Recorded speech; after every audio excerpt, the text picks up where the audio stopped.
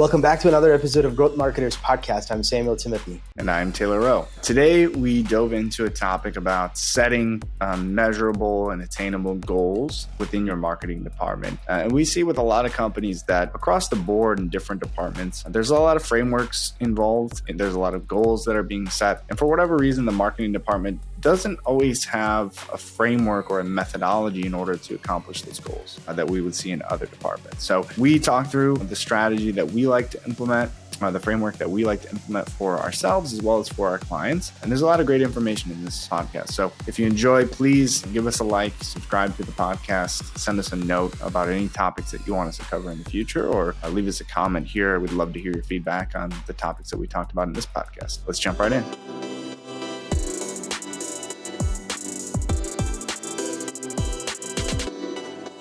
All right, Taylor, I know on our podcast, we talk a lot about, strategic initiatives, tactical ideas, and so many things in terms of what our listeners need to think about in terms of executing marketing programs. But today we want to give them a little bit more practical, more of a framework in terms of what they need to think about from an execution standpoint to make sure that their marketing campaigns are not just a random act of marketing campaigns, but more of a cohesive plan that they're able to mutually keep everybody accountable and execute off of. So do we want to kind of give an overview of what that framework is, and then practically how do they actually leverage that framework to execute marketing campaigns? Sure.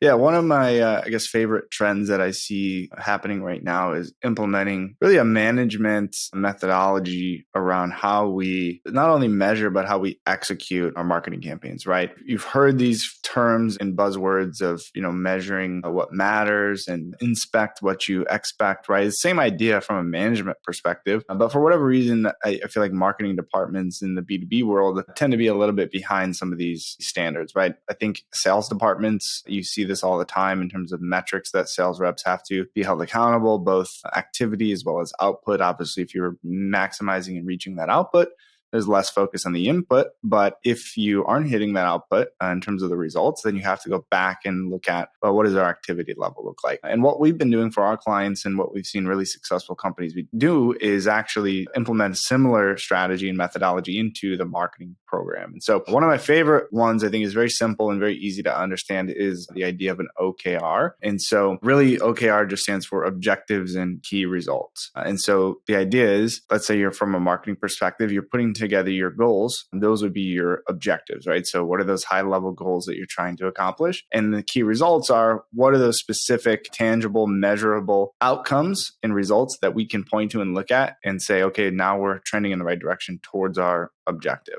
And so what we like to do is also take that one step further and also include initiatives. So I don't know if you want to call it OKRI, I'm not sure. We haven't coined that. We haven't trademarked that. But I think what that allows you to do is get much more specific and again, control the inputs rather than just the outcomes. And so we can give some examples of what that looks like in terms of those OKRs. Sam, do you want to maybe explain a little bit more on OKRs and how they're implemented within companies and marketing departments? Yeah, I think this definitely is a management framework that's used for more of a strategic planning for the organizations, but then you can actually apply that same framework for specific departments, right? Which being marketing and sales being one of those, right? Both of those departments can technically have key objectives and have results that they measure to make sure that they hit the key objectives. And then like we just described, right? The one step further is actually the inputs that controls the outcome, which is basically the initiatives. So I think it is a management principle and something very easily could be adapted into the marketing and sales department to keep the entire team in check in terms of whether or not do everybody buy into that key objective. And then also, are we getting the results? And then ultimately, are we doing the right input? Are we putting in the right inputs to get the right output that we're expecting at the end of it? Yeah. And there's a lot of the management and goal setting philosophies that need to still be in place. You think about something like a SMART goal that's being set. A similar idea. What you're trying to do is, as you mentioned, Sam, is eliminate these random acts of marketing. As we know, the digital landscape changes every day, right? It seems like every second. And so I don't think there's a marketer in America, right, or in the world that sits there and it's like, well, we've exhausted every potential marketing strategy that we could implement, right? There's always more that could be done. And typically that's a lot of the problems, right? We have a lot of companies we work with, small to mid-sized businesses. We don't have a ton of marketing resources, certainly don't have huge marketing budgets. So we have to really think about what we're trying to do and get the most, kind of bang for our buck, so to speak. So if you look at this, what this allows us to do is when we start to set our goals, We say our objectives. So let's say, for example, previously before a model like this, you might say, hey, we want to drive an extra $2 million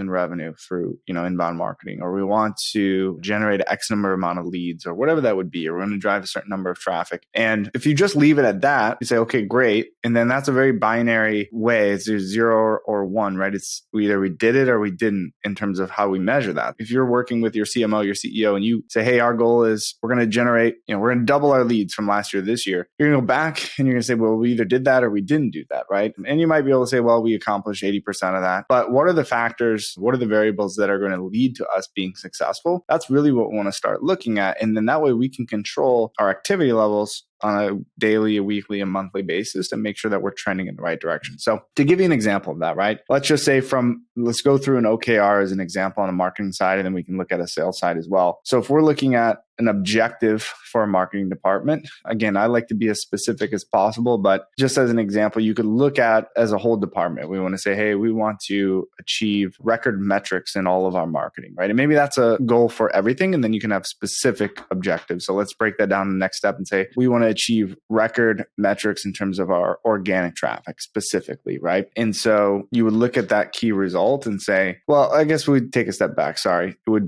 Objective would be, we want to achieve record metrics in all of our areas of marketing. So those metrics and key results would be something like organic traffic, cost per lead through paid channels. It might be cost per lead overall. It might be conversion rates. Whatever metrics you're tracking, you want to surpass those record metrics, right? Whether that's a monthly or whether that's annual. So maybe a key result for that objective just would focus on organic traffic and say, we need to accomplish 100,000 visitors through organic traffic next year, right? Compared to this year, maybe you had 80,000 visitors, whatever that is. So that's a record metric that you're setting. And the reason we like to break down initiatives as well is because just looking at objective, okay, we want to break our records. Here are the records. So organic traffic, 100,000 visitors. What are the initiatives that are going to lead to that success? What do we need to do in order to accomplish that, right? So you can break that down further and say, well, in terms of initiatives, we want to create a weekly blog post of at least 500 words or at least 1,000 words. We want to conduct quarterly competitor research and keyword research around what's happening in the industry, what our competitors are doing, and how we stack up. We want to aim to get published in 3 industry publications per quarter in order to build backlinks and build authority to our website, right? So those are very specific initiatives that we can track progress towards. We can track activities. So even if we're 6 months away and we're only 30% towards our goal of 100,000 visitors or whatever that is, you can look back at that and say, well, what does our activity level look like? Well, we're lacking. We said we want to do weekly blog posts. We're only doing them every other week. So, okay, that's, that could be a reason why we're not reaching those key results. So that's the way I would break it down in terms of that OKR. And then the I aspect is what are the initiatives that lead toward each of those?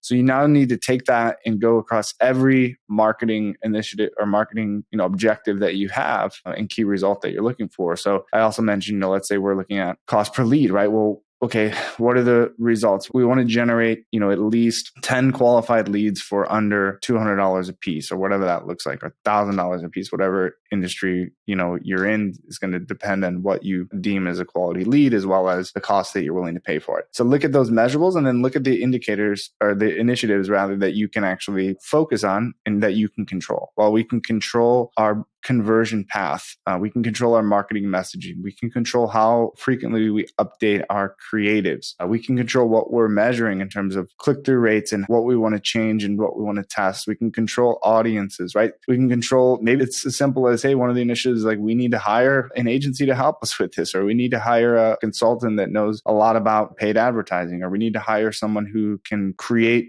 different creatives that we can update every month or every quarter rather than running the same ads all year round, right? So you need to really continue to drill down. The further that you can drill down is going to accomplish 2 things. One is going to highlight what you really need to know or what you really need to do in order to reach that. It's going to map out a plan, right? A plan of action. And that's going to be what your kind of dashboard, your Bible of what you need to follow in order to accomplish your goals. The other thing is it's going to highlight and it's going to expose maybe things that you don't know things that you can't figure out, right? If you have a goal, an objective, and you have a result that you're measuring, and you don't really know the specifics on how you can make that happen, then you need to go figure that out, right? And I see a lot of companies do that. The goals are set by, and objectives are set by management or set by leadership to say, we need to generate X number of revenue through inbound leads, or we need to generate X number of organic traffic. We look at our competitors and we say, hey, they're generating, a certain number of leads.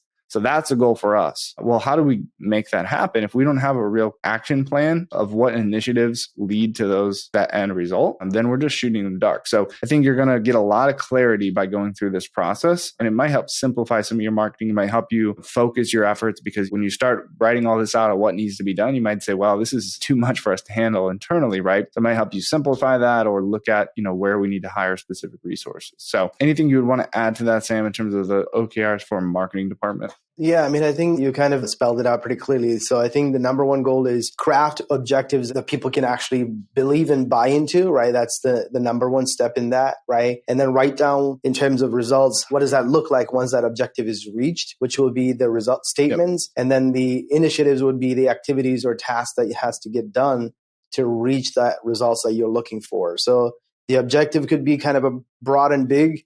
And then the key results are really measurable, right? At the end of it, if you measure the results, you can clearly say, hey, do we reach the outcome we're looking for, or do we not reach the outcome? And then the initiatives are exact tactics that you need to execute to make sure that you're going to get that result. Sure. So yeah, going back to you said, right? Like in terms of the big, we want to surpass all our basic, marketing metrics, whatever the measurables for all our marketing channels. Well, then what is, in terms of key results could be like, hey, we want to reach, a simple example might be like, hey, we want to surpass $5,000 in organic traffic, $5,000, 5,000 visitors in organic traffic month over month. That could be one of the key results. And then the activities are very specific tactics that we're going to do. Well, we're going to do keyword research for highly searched topics that our ideal customers are searching for. And we're going to write a weekly blog that answers those questions. And then we'll monitor and see how that's actually helping us surpass our 5,000 organic traffic per month. So that's just like one simple example. Sure. Yeah. And so I think to simplify that, right, it's like you need to answer those questions in terms of objective, key result, objective is where do I need to go, right? That's the big vision. Mm-hmm. Key result is how do I know that I'm getting there, right? What are we tracking in terms of progress towards that main objective? That's the results. So we always talk about that in terms of micro and macro KPIs, right? Lead and lag measures of what is that big vision and what can we track along the way to get there? And then the initiatives in comparison to where do I need to go? How do I know that I'm getting there? It's what do I need to do in order to get there, right? Basically, what is that path? Mm-hmm. And so if you look at it that way, I think you're going to really, again, simplify and clarify your direction and where you want to go and how you're going to get there. So a couple of questions that if you're going through this and you want to start developing some OKRs for your company, a couple of questions I think you should try to answer when starting to come up with those objectives, right? These are the big picture questions that you need to ask yourself as a marketing department, as a company. A couple questions like, what is our marketing vision, right? What are we really trying to accomplish? What is our vision? What does success look like 12 months from now? And some specific questions you can start to look at. If you look at what your job is as marketers, right, is to get in front of your audience and educate and inspire them to take that next step and reach out to you and want to do business with your company, right? Whether that's now, whether that's 10 days down the road, you want to become 10 years down the road, rather, you want to become a company that they want to work with, right? So questions like, how do we get everyone in the market to know about our product, right? So your addressable market. How do we get everyone in that market to know about our product? Whether you're ever going to accomplish that or not, that you have 100%, saturation in the total addressable market, but that should be the goal, right? Is how do we get everyone that's in our specific niche to know about our product and company? How do we get them to build and have an affinity towards our product, right? How do we get them to have a preference to work with us? And you probably know this in the consumer space. There's companies maybe that you've never even worked with that if you ever have a need for that product or service, the go-to, the standard in the industry. And that's what we're trying to accomplish as marketers, right? How do we build a best-in-class buying inbound experience or inbound buying experience for our customers, right? Think about that. If that was the only objective you had, as a marketer to say, how do we design and build a best-in-class inbound buying experience? Meaning everything from how they first hear about you, your company, your software, whatever it is that you have, to coming to your website, to starting the sales process. What would make that the best possible experience for them? Start building those tools to make that happen. And I think that question alone will change the way that you approach marketing, right? Another question you want to start asking is, how do we get more people to come to us that are ready to buy? Right. That's really, again, the objective as marketers. We want people to come to us, but we want to just generate leads. We want people to come to us that are ready to make purchase decisions. So we need to educate them better. We need to do a better job of building demand. You can look at those results in terms of those key results, right? Of a certain number. Well, we want to generate 10 qualified leads per month, and our salespeople need to agree that those are qualified, right? And a qualified lead looks exactly like this. It has, A, B, and C criteria. Well, what are the initiatives that are going to lead us to that result or to that objective? So if you start asking yourself big picture questions like that, of, how do we do this? How do we accomplish this? That's going to allow you to then put pen to paper and put those into those categories that we talked about in terms of OKR. Yeah. Can we give an example of maybe a sales one too? Sure. You want to take a crack at it?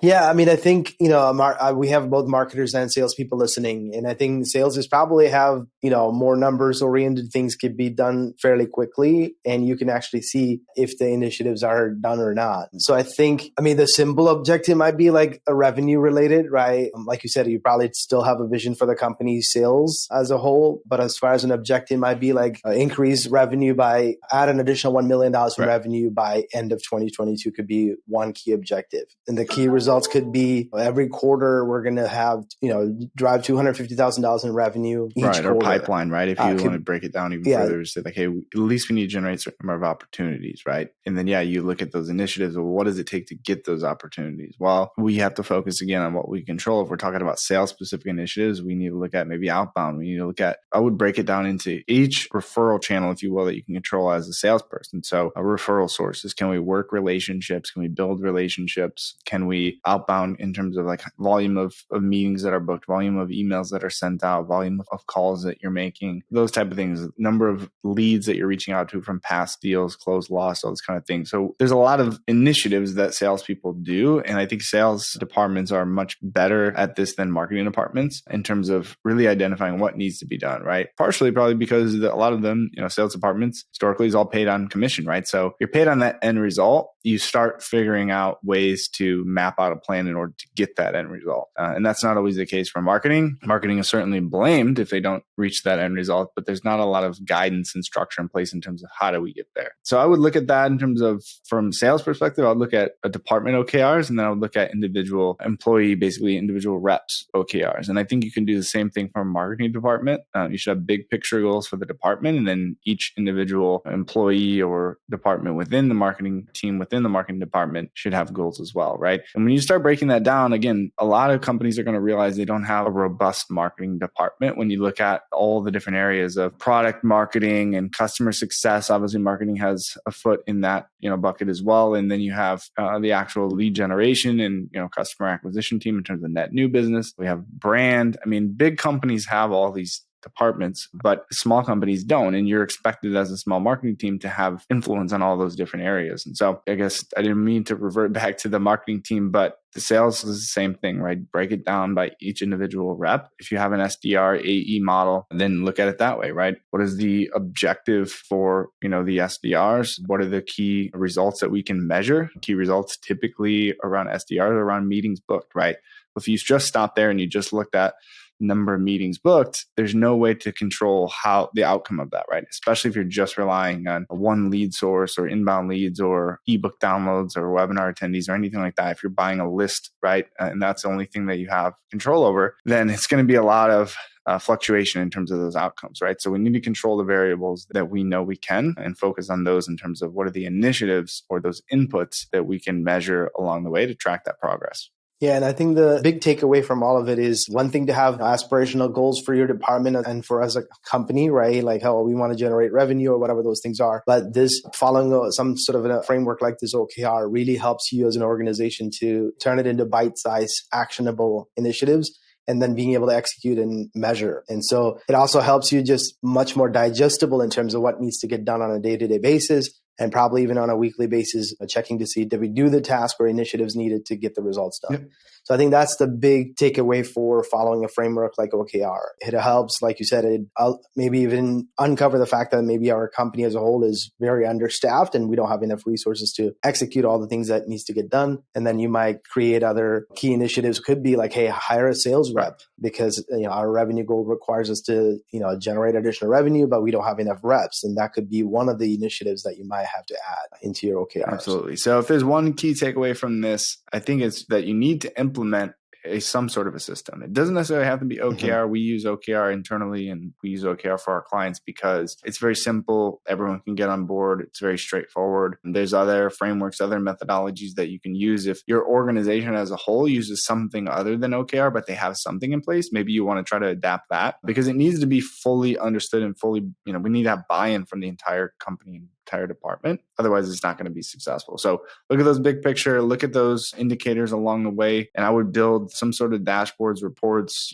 could just be a PowerPoint, whatever it is, or Excel sheet for you to track those initiatives and those key results along the way, especially if those key results are annual or, semi-annual type metrics. Well, what can we control on a weekly or monthly basis in terms of those initiatives? And we need to track that progress as well. So measure, track progress, and adjust. I think that's the other piece of it is you're creating these. If you never created these goals before and you never created, something like this, then you're just kind of guessing, right? Which is okay. Put something down, measure against that, and then, look in the mirror and say, well, is this a realistic expectation, right? I said I wanted to lose, 100 pounds in 1 month, right? Like, okay, I've never tried to do that before. We try to do it. That's not realistic, right? So what is a realistic goal? And look at it that way. So I think progress is your friend here. And just like with everything we talk about with marketing, start with some goals, start executing, and then measure against those metrics that you're trying to track and decide, are we measuring the right thing? And is this a realistic result, a realistic expectation? All right. Well, if you're listening to this, you made it all the way to the end. So we appreciate that. Please share this podcast with a friend or a colleague. Give us a like, subscribe to our channel on YouTube or to wherever you listen to your podcasts, and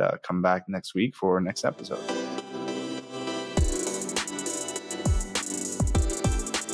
Growth Marketers is brought to you by OneIMS, helping you reach new heights through integrated marketing.